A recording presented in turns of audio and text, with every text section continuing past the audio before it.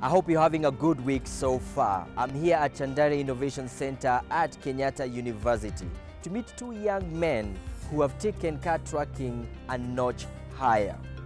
This is The Entrepreneur. My name is Paul K. Mwaura. Welcome to the show.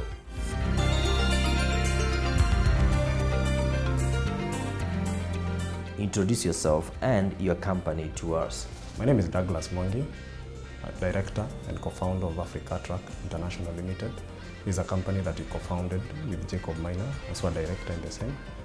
A company that offers personal vehicle tracking and fleet management solutions. I want Douglas to take us back to what he was doing before, to the start of his company and where he got his capital from.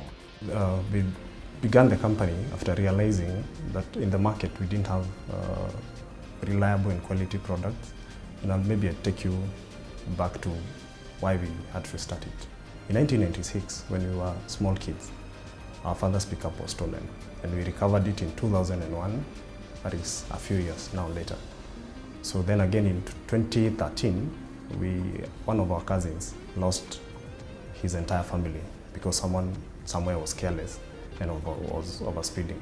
So we thought, why not develop a solution that will help individual car owners and not to lose their vehicles, and again to control accidents in the country. After I left Jomo Kenyatta University, we started a company called Venta Motors. This was a company that was importing and selling second-hand vehicles, and we had a showroom in town. Then all of a sudden, the county, what do you call them? Kanjo police came, and we had some problems with them, so we had to leave that business. And again, we realized we were not adding value. And from that point, we realized tracking was a bigger challenge in the country than we thought. So then, after that, we didn't have money to start what we were doing right now. So we went and started selling second-hand clothes. We would get them from Italy, then distribute to town. Then after that time, we were able to get some capital. And then again from parents, from friends, and that is where we started Africa Truck International. Detail to us the kind of services you offer here at Africa Truck International. Our services are split into two. We have personal vehicle tracking for individual car owners and fleet management solutions for companies. Now with personal vehicle tracking, what we do, we give total control to the car owner or to the individual car owner. Then for fleet management solutions, this is where we give the company or any person with more than one vehicle control of your vehicles out there. It captures different aspects. It captures the mileage, it captures the speeds, overspeeds, and so many other aspects. And who do you get to target to sell to this application that you have? We target governmental institutions. We are dealing with schools. As I said earlier, individual car owners. We are also dealing with taxi and car hire service providers, logistic and transport companies, and so many other clients that have vehicles. In 2010, that's when we started working at it, working on it. And we've done our research. It's something that we've done in school, honestly.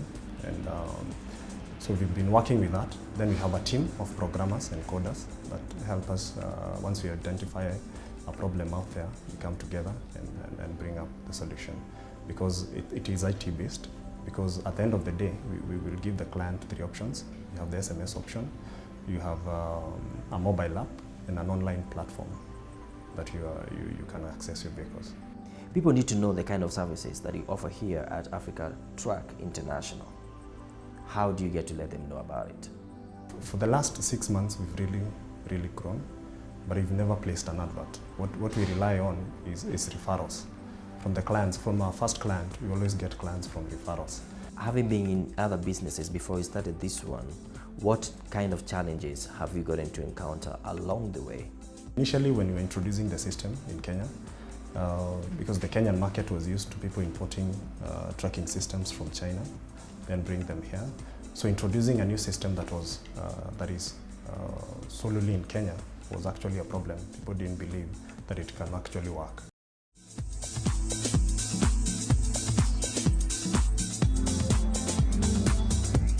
There are several awards in Douglas's office. We'd like to know how he and his co-founder got to achieve them. Okay, our first was COMESA Innovation Awards that was held in Ethiopia, that is in March, during the AU Heads of State Summit. The award was recognizing the uniqueness and the quality of our system. And one of the things that maybe captured the whole thing was the ability to control accidents and the ability as a car owner to have the total control of the vehicles. And for companies, because once we do a company, if they have say around 200 vehicles, once we do that, they're able to manage all of them, every aspect, even the driver performance and every aspect of their fleet. So that was our first award. Then again, the ability of the system to stay online for as long as 5 years was also another thing that they captured. Then, so that was our first. And then our second was entrepreneurship for impact East Africa, this year still, that captured the uniqueness of our system in East Africa. Then we were finalists in the next big thing. Then my co-director won 25 under 25 entrepreneurs in the country. Then the recently that happened last weekend was African Achievers Awards that was held in Sandton, South Africa.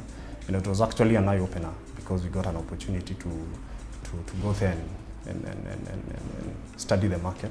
And out of that, we were able to start now what is starting our South African office.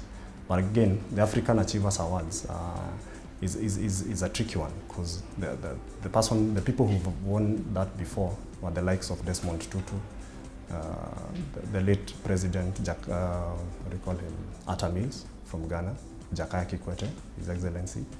So the award coming to Kenya was actually an honor, not only to us but to the country and to other young people, to tell them that it is actually possible. And the reason for that was because of the quality and reliability of our system. That's quite an achievement. Congratulations on those awards that you received. Douglas, several awards and achievements have trickled in your company. Where are you looking at taking this company in the near future? Our future plans, Africa Track, as the name sounds, carries our vision. We want to be in Africa. Recently, we were in South Africa. We were doing our market research. And out of the research we did, we will be moving in the next 3 months. We'll be starting 2 offices, one in Pretoria and one in Sandton, Johannesburg. We are first starting with Gauteng province, then we'll spread out. So our vision is to, in the next 5 years, we want to cover Africa. Yeah, we want to cover as many countries as possible. Douglas and his co-founder Jacob are both young people. We want to know what advice they can give young people like them watching them when it comes to entrepreneurship. Entrepreneurship, creativity and innovation is the next big thing in the country and across Africa, because time is gone when we used to rely on the West to solve our problems. And Obama was here because he recognizes that. And we are mentoring so many young people. We receive calls from all over, people who startups asking us how we made it. And this is what we tell them, among many other things, that there are people you need to have with you. And first of all is your critics, people who criticize you and don't believe you can do it. So when you have them around you, as human beings, we are competitive in nature. So you will prove to them, you will work to prove to them. Yeah? You may not tell them all that, but at the end of the day, you've made it. Then again, a mentor, someone who can hold your hand and tell you this is the direction. You never have to reinvent the wheel. Then mentor someone. Have someone that you're mentoring, someone that you're telling this is the way to go. Then as you do that, you realize that you become an expert at the end of the day. That is end of part 1. We are taking a short commercial break. We will be back.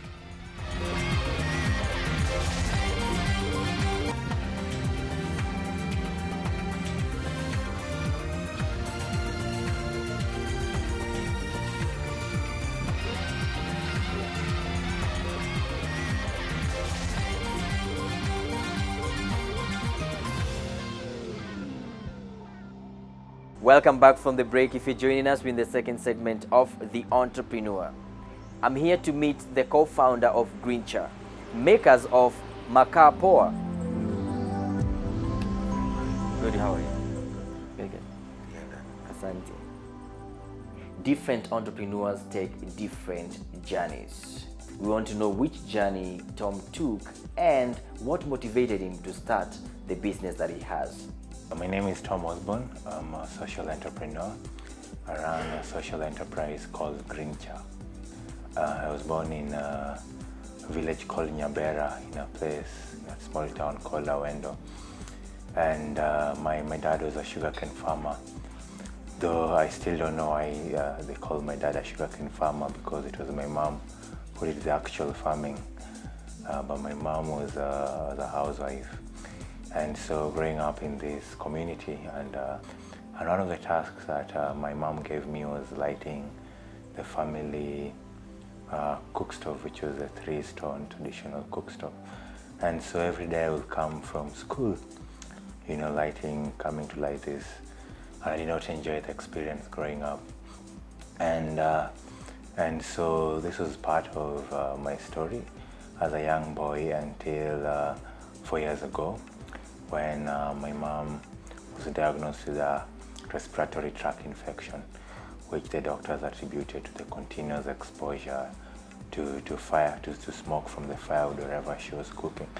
And so I really felt touched when I learned about this, because the story of my mother is not unique. There are so many women in Kenya out there who are risking their life every time they're putting a meal for their families, and so I wanted to do something about it.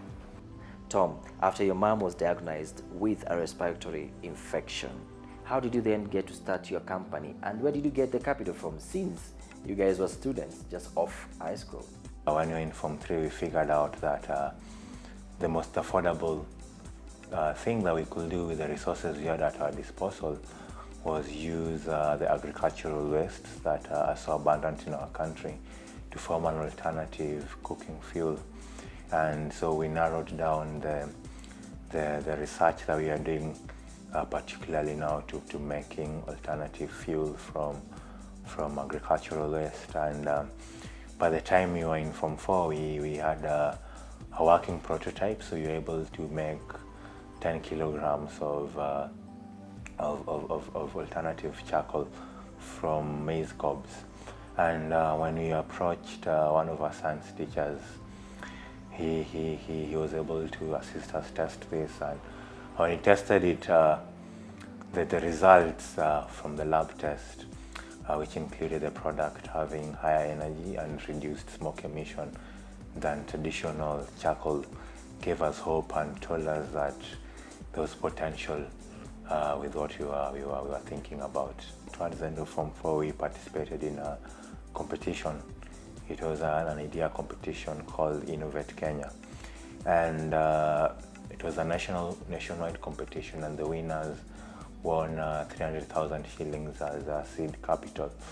So when we graduated from high school, we had these 300,000 shillings, and so we decided to invest this as the original seed capital to do the pilot for our program. And so we went back to Awendo, where I came from, and where there was a lot of sugarcane waste in abundance. And we set up a small pilot. Tom and his partner started Greenchar, which is an alternative fuel company. We want to know what process it takes to make these products, what products they make, and the benefits of these products. My experiences as a young boy who was born in a disadvantaged family in rural Kenya has told me that everyone deserves to access clean energy, whether you're staying in Kilimani or in a village in North Kenya. And so we are trying to have products that enable families, regardless of their financial status, to access energy. And our first product is Makaa Poa. So Makaa Poa, as it means in Swahili, just means school charcoal. So it is an alternative charcoal that we make from sugarcane husks. And so we source these husks from sugar factories and from smallholder farmers, and then we bring it to a centralized production facility. And in this facility, we have a process called carbonization, and in this process we try to take away the smoke from the feedstock. So we have a joke at Greenchar that we take the smoke for our mothers. Having no experience since you're just students from high school, I know you must have faced some challenges. What were some of those? The main challenge is that we live in a society that believes that young people are up to nothing good. So most of the time, we walk to an office and they look at us, they see we have no beards, and they ask us our age, and they turn us off. They think that these are just some young kids with a project that is not serious, And initially that has been a real challenge for us in terms of soliciting partners and soliciting resources that we can be able to channel towards what we are doing, because locally, society, kids are taken not to be serious. The second challenge that we have faced is we were first-time entrepreneurs, and we were first-time entrepreneurs who didn't take any sort of formal training that prepared us for enterprise. And so we ended up really learning a lot through our mistakes. Business was getting interesting and you wanted to forfeit going to university and continue with business. How did you explain and try to convince your parents that you want to do business first, then university later? How was it for you? Honestly, it was a huge challenge for me. My mom specifically thought that someone had bewitched me because she could not understand how a bright young boy who had been admitted to the university with good grades could refuse to go to university, yet everyone was dying to go to university. I think I also want to join your mom and tell you go back to school. You set up your factory in Awendo, your rural home. How many people did you get to, or have you created employment for? Greenchar's total staff is 20. And so we have 10 people in the production. So then we have one person who does research and development. Then we have 3 people in marketing. And then we have 4 in management, and the rest are the head of the sales systems. When it comes to innovation and entrepreneurship, you as a young person, what is your advice to the rest of the youth? Most of the time, we are too scared to follow our dreams because of society, because we live in a society that believes that if you're not a doctor, engineer, or a lawyer, then you're a loser. And so for some of us, if we don't fall within this traditional thinking of society, we think that entrepreneurship or innovation is a thing for people who failed.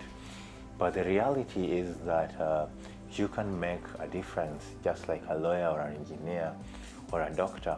Through enterprise, you can make a difference in technology, in the way people are living through innovation. We want to know what are the future plans of Greenchar and how Tom maintains his ground as a young person in entrepreneurship. In Greenchar, we believe that quality should not be expensive. And so we are trying to innovate in such a way that we are going to provide quality and safe cooking products and energy products for households at the bottom of the pyramid. And in the future, we are looking at launching alternative clean cooking solutions. We are looking at launching small microgrids that can power villages that are outside the grid and who cannot access power from the grid. The main thing that keeps me focused and disciplined is this saying that to whom much is given, much is expected. After all the work is done and you want to relax or play, how do you get to spend your free time, Tom? Fortunately, in the startup world, there's very few free time. But I am a video game person, so I play FIFA. I am also an Arsenal fan, so I try to keep up with football. Apart from that, I write short stories and articles, and sometimes I sing, though my friends claim I don't have a good voice, but it's okay. We've come to the end of our show tonight, and that was quite an inspiration from the young entrepreneurs we had tonight. Thank you for your compliments and your feedback that you'll be giving us on Twitter and Facebook. We do appreciate it. Until next week, same time, Thursday, 8:30 p.m., I've been your presenter, Paul K. Mwaura, and from the team and I, it is good night and God bless you. Keep it KTN.